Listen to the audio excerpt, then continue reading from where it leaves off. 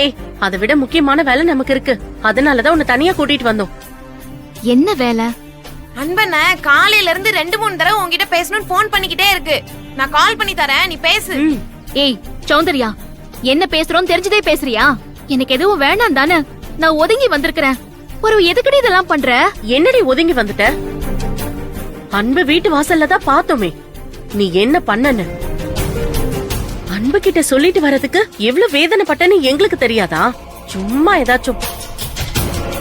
அதே மாதிரி தானடி அவரும் வருத்தப்பட்டிருப்பாரு. சும்மா ஒரு 2 வார்த்தை பேசினா நீ ஒண்ணு குறைஞ்சிட மாட்ட. அதுவும் நேர்ல ஒண்ணு பேச போறது இல்லையே, போன்ல தானே பேச போற. பேசு. சௌசவ், நீ அன்புக்கு போன் பண்ணு.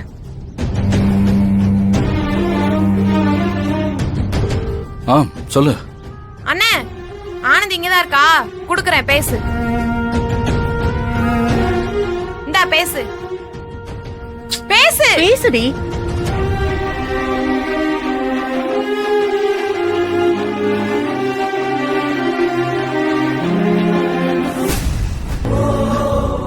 ஹலோ ஆனந்தி.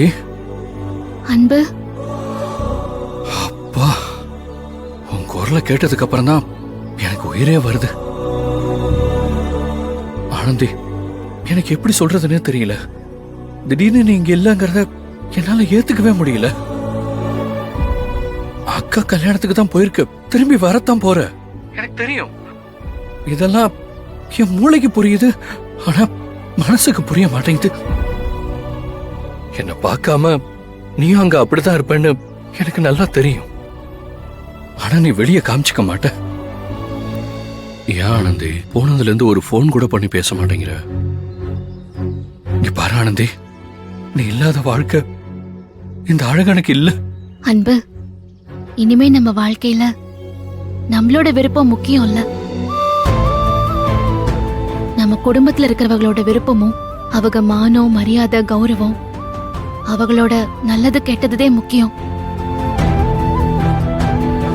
அந்த வகையில என் குடும்பத்துக்காக நான் சில விஷயங்களை செய்யற மாதிரி நீங்களும் உங்க குடும்பத்தை மனசுல வச்சு நடந்துக்கிறதே உங்களுக்கும் நல்லது, உங்க குடும்பத்துக்கும் நல்லது.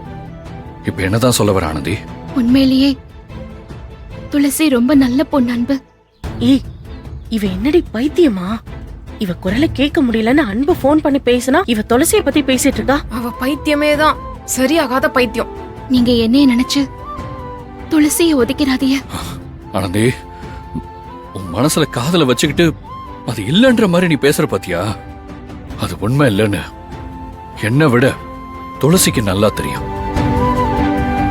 அம்மா சொன்ன அந்த 3 மாச பிரச்சனையெல்லாம் அப்படியே தூக்கி போட்டுரு. இப்ப எதை பத்தியும் யோசிக்காம உங்க அக்கா கல்யாணத்தை மட்டும் பாரு.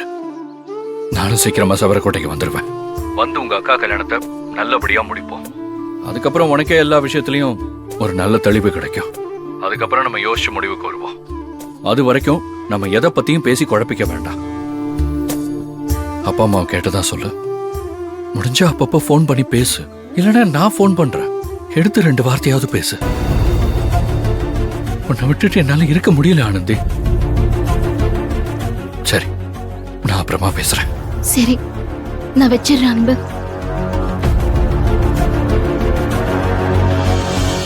ஏய், எதுக்கு நீ லூசு மாதிரி அன்பு கிட்ட துளசிய பத்தி பேசுற?